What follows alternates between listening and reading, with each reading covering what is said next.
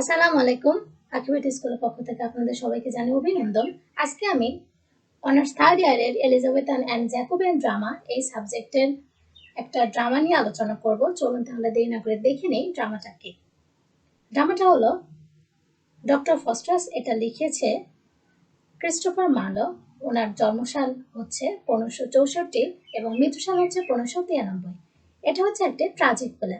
এটা full title হচ্ছে the tragical history of the life and death of doctor Faustus. এর নেক্সটে অর্থাৎ এর পরবর্তী ধাপে আমরা যে বিষয়গুলো দেখবো, চলুন তাহলে দেরি না করে শুরু করা যাক। তবে হ্যাঁ,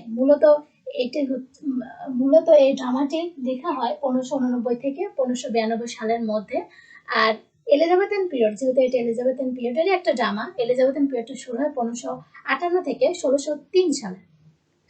শুরু হয় 1558 সাল।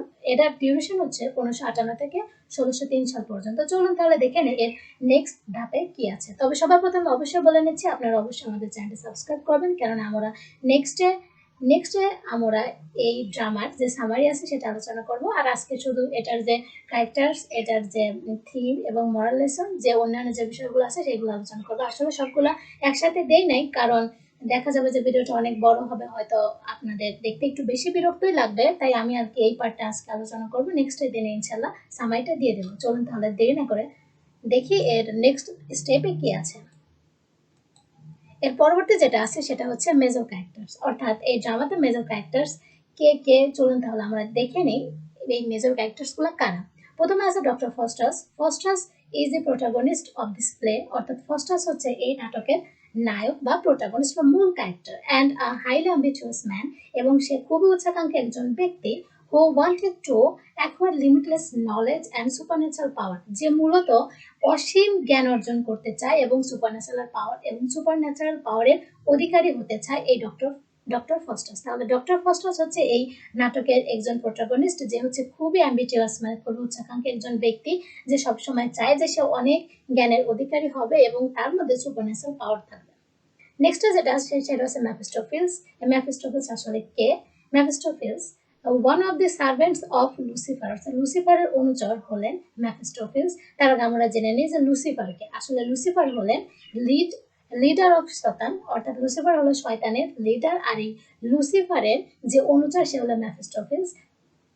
তাহলে নেক্সট আমরা দেখবো হচ্ছে বিলজিবাব, অর্থাৎ বিলজিবাবকে। বিলজিবাব হলেন Lucifer's officer and a powerful demon, অর্থাৎ বিলজিবাব হলেন লুসিফারের একজন অফিসার, যেখানে খুবই শক্তিশালী দৈত্য। নেক্সট আমরা দেখবো হচ্ছে ওয়াগেনারকে, সার্ভেন্ট অফ ডক্টর ফস্টাস, অর্থাৎ আমরা এখানে দেখলাম যে ডক্টর ফস্টাস কে, আর সেই ডক্টর ফস্টাসের সার্ভেন্টই হলেন, অর্থাৎ ডক্টর ফস্টাসের যে চাকর সে হলেন ওয়াগেনার। নেক্সট আমরা দেখবো ভ্যালডাস অ্যান্ড কর্নেলাস। ভ্যালডাস এবং কর্নেলাস কে? ভ্যালডাস এবং কর্নেলাস হলো টু ফ্রেন্ডস অফ ফস্টাস। ফস্টাসের দুইজন ফ্রেন্ড হলো ভ্যালডাস অ্যান্ড কর্নেলাস, যারা মূলত ফস্টাসকে দিক নির্দেশনা দেয় যে কিভাবে বা কার কাছ থেকে কালো জাদু শিখা যাবে বা শিখতে পারবে, সেই বিষয়ে তারা সে বিষয়ে জানায় ডক্টর ফস্টাসকে। তারপর আছে গুড অ্যান্ড ব্যাড এঞ্জেল। মূলত এই গুড অ্যান্ড ব্যাড এঞ্জেলটা হচ্ছে এটা আসলে কোনো ক্যারেক্টার না, তবে inner conflict of doctor Faustus, অর্থাৎ ডক্টর ফস্টাসের মধ্যে যে একটা দ্বন্দ্ব কাজ করে, যে আসলে সে খারাপ কাজ করবে নাকি আসলে সে ভালো কাজ করবে। মূলত গুড অ্যান্ড ব্যাড এঞ্জেলটা হচ্ছে একটা বিবেকের একটা প্রতিফলন, যে তার মনের মধ্যে যে একটা কনফ্লিক্ট তৈরি হয় যে এটা আসলে করা উচিত বা এটা আসলে করা উচিত না, সেটা হচ্ছে গুড অ্যান্ড ব্যাড এঞ্জেলের কাজ। নেক্সট হচ্ছে রবিন। রবিন হচ্ছে হর্স কিপার, অর্থাৎ একজন ঘোড়া রাখক বা ঘোড়া রক্ষক, যে মানে ঘোড়া পরিচালনা করে রবিন। এরপর আছে রাল, হু গিভস রবিন, যে হচ্ছে হু হেল্পস রবিন, যে হচ্ছে রবিনকে হেল্প করে। এই হচ্ছে আমাদের ক্যারেক্টার। তাহলে এক কথা আমরা দেখে নিলাম যে আসলে কোন কোন ক্যারেক্টার্স আছে আর সেই ক্যারেক্টারের কাজ কি কি। নেক্সট আমরা দেখবো হচ্ছে এই ড্রামার থিমটা কি। এই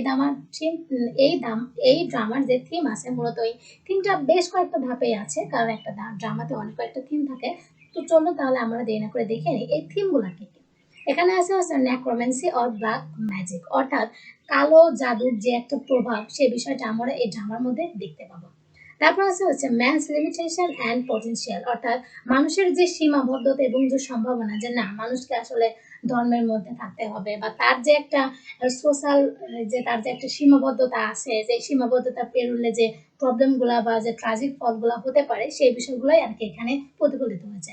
নেক্সট আছে প্রাইড অ্যান্ড অ্যাম্বিশন, মানে উচ্চাকাঙ্ক্ষা, গর্ব এবং উচ্চাকাঙ্ক্ষার ফলে যে প্রভাব বা মানুষের মধ্যে যে বিষয়টা কাজ করে সেটাও এখানে আছে। তারপর আছে ড্যামনেশন, অর্থাৎ অধঃপতন। আসলে মানুষের যখন লিমিট ক্রস করে ফেলে, কোনো কিছু লিমিটের মধ্যে থাকলে সেটা আসলে সীমাবদ্ধ থাকে, কিন্তু যখন লিমিটের মধ্যে থাকে না, সেটা তখন আসলে সীমাবদ্ধতাও থাকে না, তখন দেখা যায় যে অনেক প্রবলেম হয়, যেটা আমরা এই ড্রামাতেই দেখতে পাই। তারপর আস্তে আস্তে স্যালভেশন, মুক্তি, মার্সি, দয়া অ্যান্ড রিডেমশন। মূলত এই নাটকেও রয়েছে যে কিভাবে একজন মানুষের মুক্তি বা মার্সি, বা সে ভুল করলে তার আসলে কিভাবে সেখান থেকে বের হয়ে আসতে হবে, এই যে রিডেমশন মানে পরিত্রাণ বা মুক্তি, সেই বিষয়টা মূলত আছে এখানে। নেক্সট আমরা যেটা দেখবো সেটা হচ্ছে মরাল লেসন। মূলত সবশেষে এখানকার মানে এটা আমার যে মরাল লেসনটা আছে সেই বিষয়টা আসলে আমরা এখানে দেখতে পাবো, যে human being should not hanker after vast wealth and limitless power.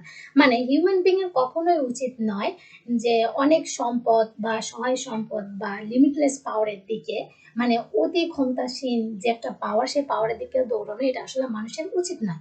Limitless power and wealth can lead a man to damage, অর্থাৎ অতিরিক্ত ক্ষমতা এবং অতিরিক্ত ধন সম্পদ বা অতিরিক্ত মোহ একজন মানুষকে মূলত ধ্বংসের দিকে নিয়ে যেতে পারে। এটাই হচ্ছে মূলত এই ড্রামার যে মরাল লেসন, সেটা মূলত এটাই। তাহলে আপনারা ততক্ষণ পর্যন্ত সুস্থ থাকবেন, ভালো থাকবেন। নেক্সটের দিনে আমি এটার যে সামারি আছে সেটা আলোচনা করব, আর অবশ্যই কিন্তু আমাদের চ্যানেলটি সাবস্ক্রাইব করতে ভুলবেন না। ততক্ষণ পর্যন্ত সুস্থ থাকবেন, ভালো থাকবেন।